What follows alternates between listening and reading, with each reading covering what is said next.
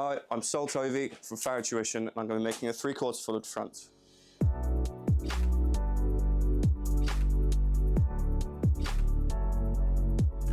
So here I'm measuring the width and then the length of the foot.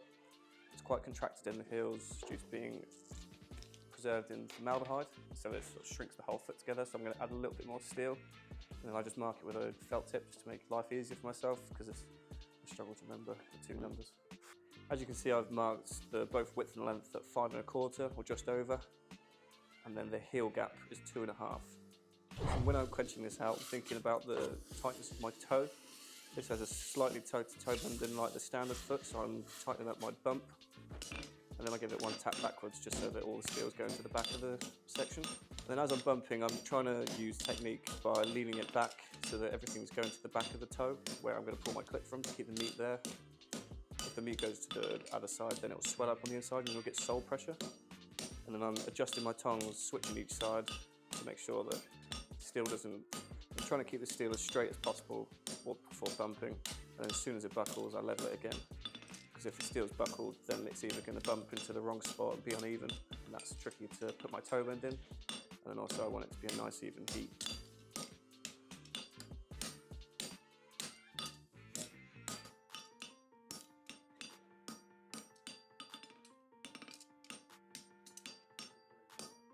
Ready? Okay. So I brush the shoe up, and then I level the ground surface first with overlapping blows, and then I flip it over and level the foot surface more so that as it goes down, I relieve the sole pressure. And then I just give the ends a few hits where I've been bumping it, swells up, so it's easy to grab the tongs to the back of the fire.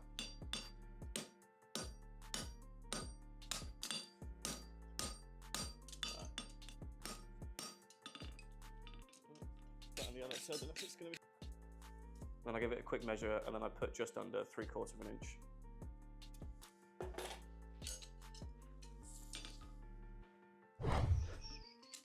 So here I'm starting at the bottom of the steel and lifting my tongue arm, just sort of hitting downwards. Hitting into the toe would be sort of inefficient, so I like to just go straight down, and then I like to get to the horn as soon as possible, because it's just easier. The horn is a better radius than my hammer. And then I'm tightening the toe bend slowly, sort of bringing it together, because if I were to straighten it out, then it will put bumps and remove steel from where I put it in. And I just brush it over, have a quick look at it, level out the foot surface, take away the sole pressure, and then just run my edges around slowly, making it more of a continual radius.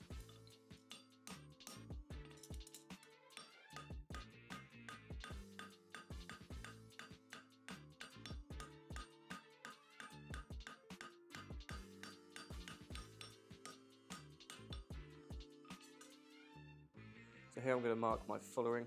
I'm going to use the edge of the anvil, put the heels there so I can see what an offset I want, and then just at the bottom line of the toe, I just scribe a line across, and then with my fuller, just a nice short blow, just marking it slightly to the outside edge, 3/4 fuller section and 3/4 3/8. Quite easy to go coarse, and this foot's got quite a thin wall, so I want to go just outside centre and then slightly pitch my nails so they hit centre. And then after I've done that, I just run my edges round, and as I get to the sort of toe quarter, I go across the bit, flow from toe to branch, and flip it around, and I do exactly the same to the other side.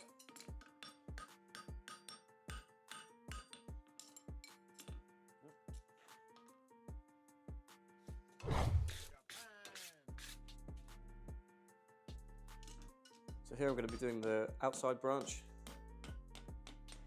Putting my heel on, I'm going straight into the section, into the middle, and then a few hits back to swell out that heel. Same again to the other side, more so a few hits because it's harder to not hit the anvil. It's easier to overcheck your heel, and this is quite a rappy foot, so I'm trying to put a blocky heel on. And then because this is just going on a foot, I'm just trying to do that as quick as possible, and then I begin my hemming, get as much heat into the branch as possible, and then I turn my branch over the bick, putting a radius into it, thinking about that shape of foot, and then as I go, make it tighter and tighter. If I were to overdo that first heat, then I'll be able to have to pull it out, and then that would make some straights in the horseshoe, which wouldn't fit that foot.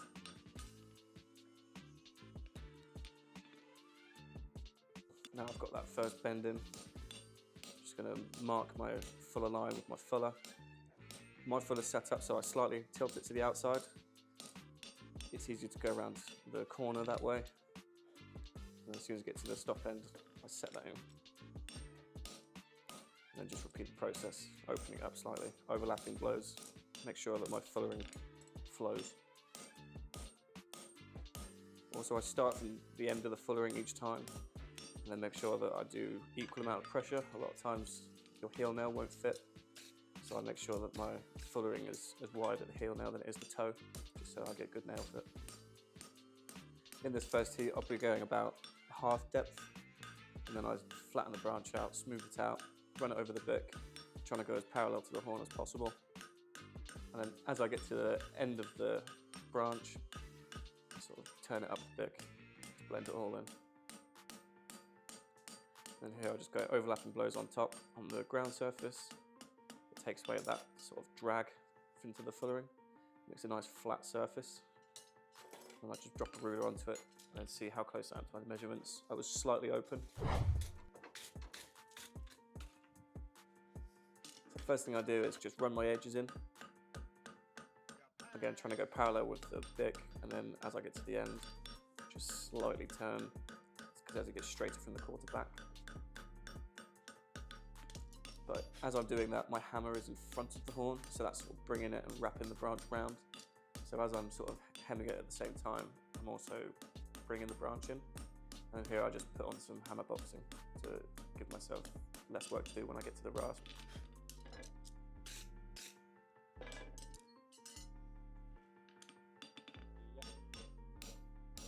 And here I'm just opening up my fullering because it would have closed up when I was hemming it that first time. Same again, just going right from the end of the fullering. Same amount of power. And crack it open.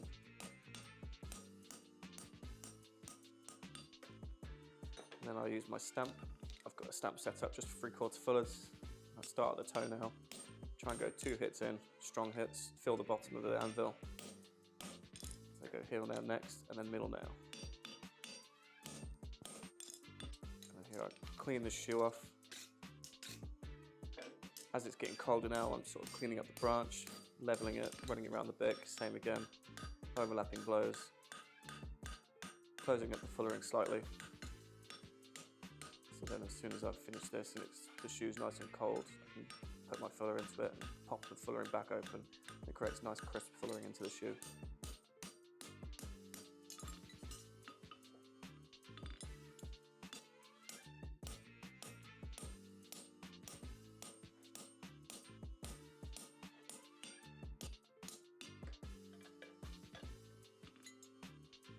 And then I re-go through with my stamp, 2 hits again, lighter this time, because they've all got deeper into the shoe.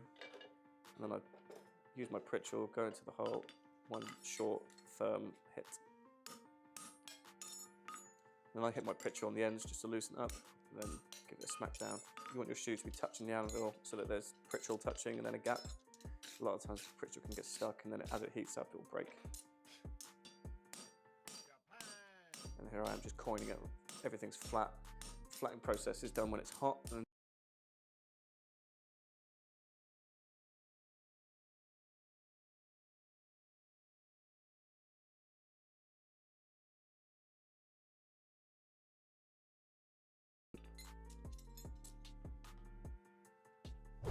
so now I'm onto the inside branch. First thing I do is I'm going to run up the branch slightly at the end so that I can fit it slightly closer.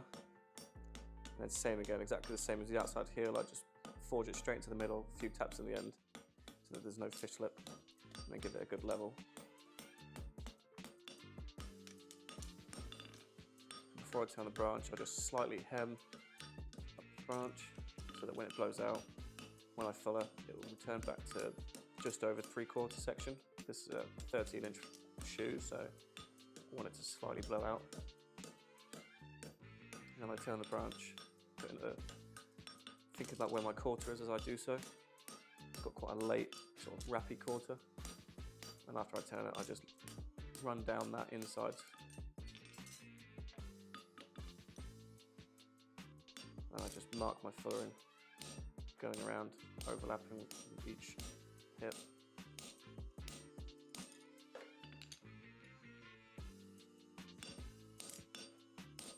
And same again as when I do the outside, I'm just going over halfway depth. So I'm going to take another heat after to clean everything up.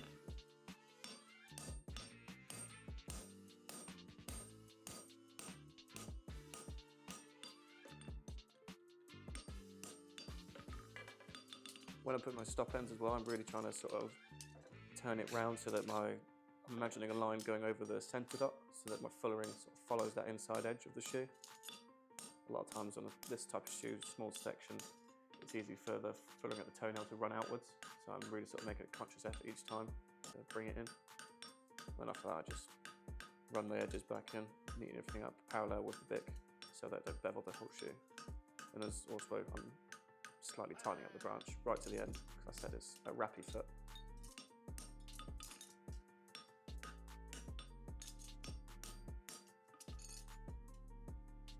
And I just drop a ruler on top. Now that I've got my shoe sort of semi-made, check the width. I'm slightly open, which is a good thing. I'd rather be that than tight. So now I'm putting it back in the fire. I'm thinking I'm just going to bring the shoes together. So here I'm just sort of hemming the branch and tilting the shoe about 45 degrees, sort of favouring the foot surface first, and then I favour the ground surface. That sort of puts a nice edge on the shoe, so when I level it, it crisps it all out to it. And I just slightly level out the shoe there, relieving sole pressure. And then I just open up my fullering. As I do so, I'm walking it, lifting it, and then dropping my fuller handle. Makes it easier to walk it around that corner. Again, this is quite a small shoe. My fuller can do sort of bigger shoes as well, so the way to get around that is just by walking it like that. If I was to do a big shy, then I'd have no problem going, but this is quite a small foot.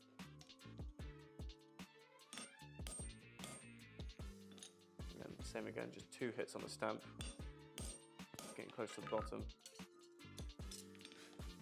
Flip it over, brush it, clean the shoe up, and I level the shoe out, favouring that sort of sole pressure to remove it. And then same again on that 45 degree, just running them edges in, cleaning up the section. Right to the end of the shoe, so that every time I'm running that horn, I'm putting the shape into it, forging it in.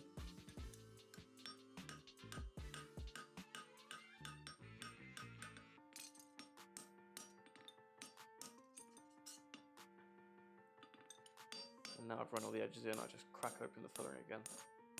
Overlapping blows, quick. Now that it's all sort of to depth, it's quite a quick run of the fuller. And then go again with a stamp, light blows, almost at the bottom now. And then same again, just by doing this. Shoes at a good temperature, it's nice and cold. The pritchel is just quick, get through, get crisp nail holes.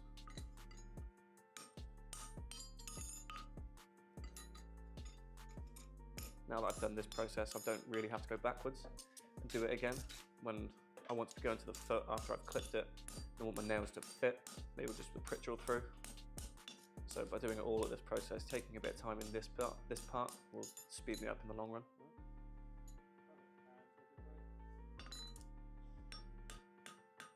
And again, just taking them edges off, making it safe to go on the horse's foot, so it's not going to cut his leg up as it moves.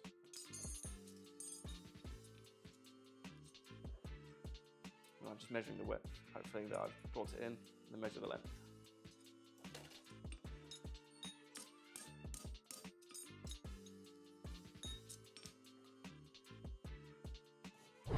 So now I'm going to pull my toe clip with the bob punch. First thing I do is take away the sole pressure again, only just sort of light overlapping blows.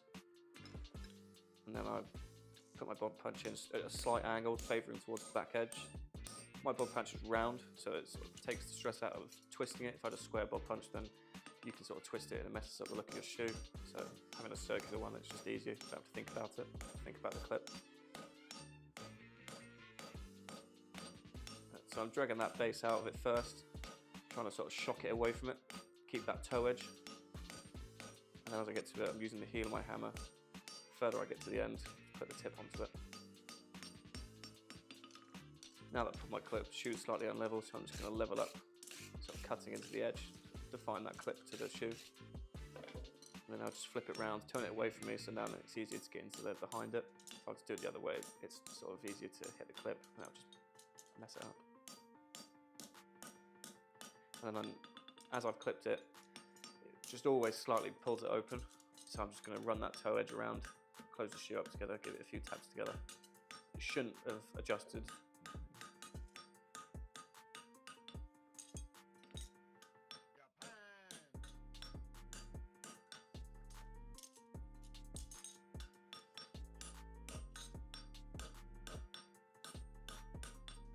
Once the clip's pulled, I'm just going to run that toe around the bick, sort of close it all up together, give it a few smacks on the side just to tighten it back up. It shouldn't have affected the shape too much, and if it has, I've either not pulled the clip away fast enough or my bob punch maybe too small. So now I'm just looking down the shoe for leveling it out. Try not to mark the shoe at all. Hopefully the shoe's finished. Overlapping blows though when I do so. Then final clean with a wire brush, put the clip in to keep it stable.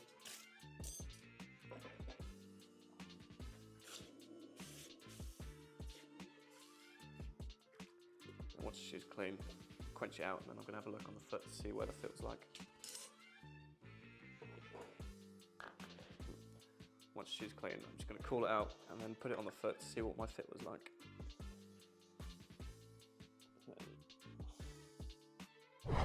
So here we are with a finished 3/4 foot front with a toe clip fitted to a foot.